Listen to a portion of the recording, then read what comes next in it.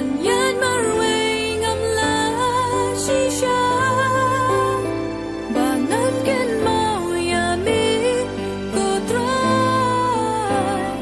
ba ro easy jing em jong nga ba ro easy